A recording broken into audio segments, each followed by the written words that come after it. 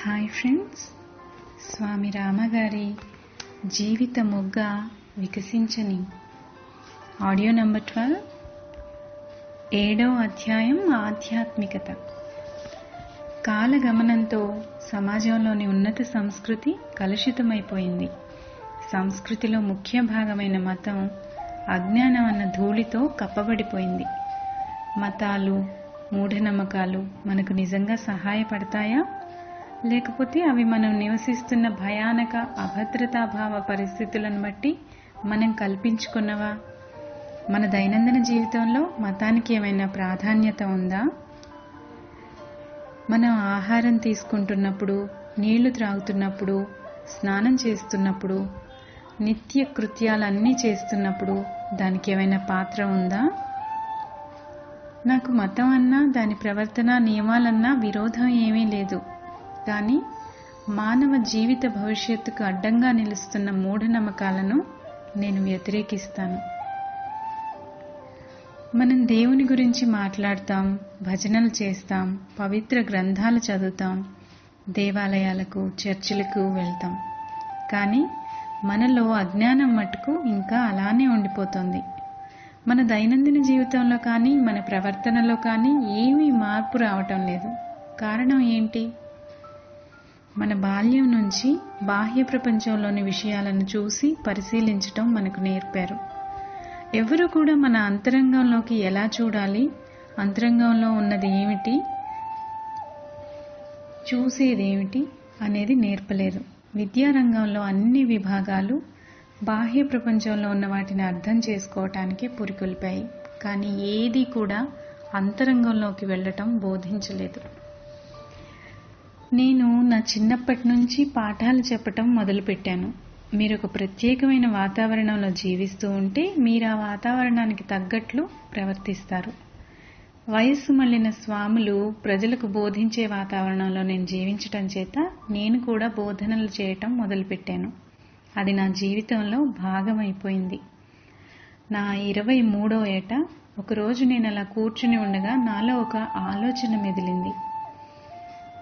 జ్ఞానం అనే దానికి అర్థం ఏంటి? నాలో ఏదో ప్రబలమైన శక్తి ఉంది.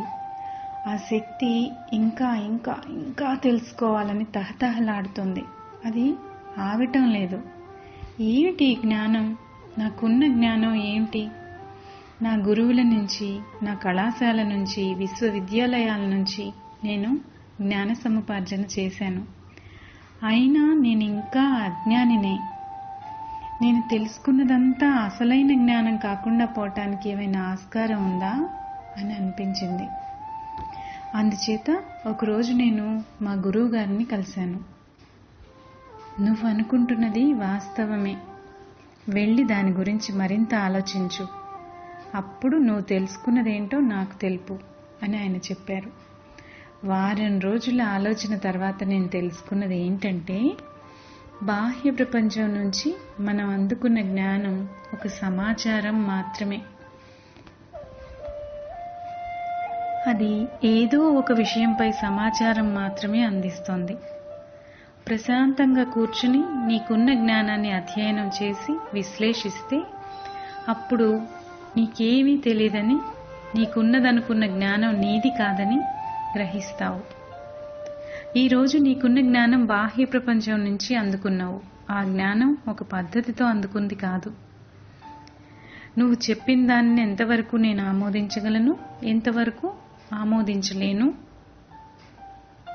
నీకు ఇప్పటి వరకు తెలిసింది మీ తల్లిదండ్రుల నుంచి కానీ, మీ బంధువుల నుంచి కానీ, లేదా మీ పాఠశాల నుంచి కానీ తెలుసుకున్నావు. కానీ నీకు తెలిసినదెంత?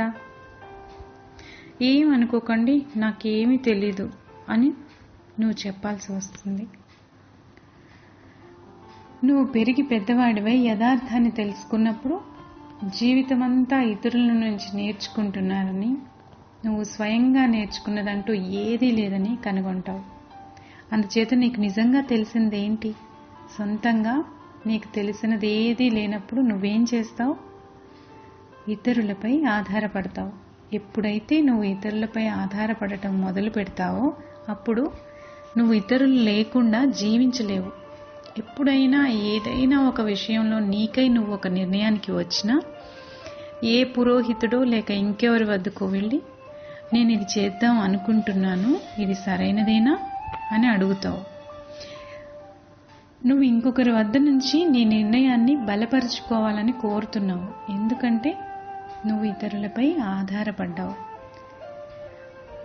నీలోనే ఒక మూలస్థానం ఉందని, దాన్ని తెలుసుకుని అర్థం చేసుకుని ఆ మూలస్థానాన్ని గుర్తిస్తే నీకు జ్ఞానోదయం కలుగుతుందని అర్థం చేసుకోలేవు. ప్రాచ్య పాశ్చాత్య దేశాలు రెండింటిలోనూ మేలుకొని ఉన్న స్థితిలో సాధారణంగా మనం వాడే మనస్సు భాగాన్ని, అదే చేతన మనస్సు అనే దానికి శిక్షణ ఇవ్వడానికి కేంద్రీకరిస్తున్నారు. అందుకోసమే మనం కలవరపడిపోతున్నాం. చేతన మనస్సంతటిలో ఒక చిన్న భాగం. మన మేధస్సులో విస్తృతమైన అనంతమైన గ్రంథాలయం ఉంది. కానీ మన విద్యా విధానం ఆ సంపూర్ణ మనస్సుపై అధికారం చెలాయించేలా మనకు సహాయం చేయదు. సంపద ఉంది, కానీ అది ఏ మూలన పాతి పెట్టబడి ఉందో మనకు తెలియదు. మనం ఇంకా చేతనా మానస దిగువ అంతస్తుల్లో ఎంతవరకు మనస్సు ఉందో తెలియదు. మనం ఆ విస్తృత మనస్సు భాగం ఉపయోగించడం నేర్చుకునే వరకు దాన్ని వాడుకోలేకుండా ఉండిపోతాం. సమాజంలోని వివిధ అంశాల్లోనూ కుటుంబాల్లోనూ మనలో మనకే ఉన్నటువంటి సంఘర్షణలు అన్ని అంతస్తుల్లో మనం ఎలా ఉన్నామో మనకే తెలియకపోవటం వల్లే సంభవిస్తున్నాయి. నేటి పాఠశాలలు మెదడుకి మనస్సుకి భేదం ఉందని బోధించవు. మనస్సు ఒక సాధనం. మనస్సుకి మనం శిక్షణ ఇవ్వాలి. మనస్సుకి శిక్షణ ఇస్తున్న కొద్దీ నువ్వు ఇంకా శిక్షణ పొందుతావు. నీలో ఎంతో క్రియాశీలత ఉందని తెలుసుకుంటావు. ఈ శిక్షణ నీకు కాలేజీలోనూ విశ్వవిద్యాలయాల్లోనూ లభించదు. విశ్వవిద్యాలయాల్లో ఈ భాష, ఆ భాష, చరిత్ర, భూగోళ శాస్త్రం, ఇతర విద్యాత్మక అంశాల గురించి బోధిస్తారు. కానీ విశ్వవిద్యాలయాల్లో ఎలా ఆలోచించాలో చాలా అరుదుగా బోధిస్తారు. ఈనాటి విద్యా విధానం ఎలా అనుకరించాలో బోధిస్తోంది. మీ పెద్దలు ఏం చేయగలరో నువ్వు ఆ సామర్థ్యం మాత్రమే సాధించాలని ఆశిస్తున్నారు. లెక్కలేనన్ని అవకాశాలున్నా యువకుని మనసు సంపూర్ణంగా పరిణితి పొందటంలో ఇది అడ్డంకి అవుతోంది. ఈ లోతులేని విద్య వ్యక్తి అంతరంలో ఉన్న శక్తి గురించి తెలుసుకోవటానికి ఏమాత్రం ఉపయోగపడదు. అందని దూరంలో ఉన్న పరావిద్యను తెలుసుకోవటానికి ఇంకొక ఉన్నత విద్యా విధానం ఉంది. ఇది తెలుసుకునే అవకాశం ధ్యానం ద్వారా మాత్రమే కలుగుతుంది. దురదృష్టవశాత్తు ఇది మన విద్యా విధానంలో బోధింపబడటం లేదు.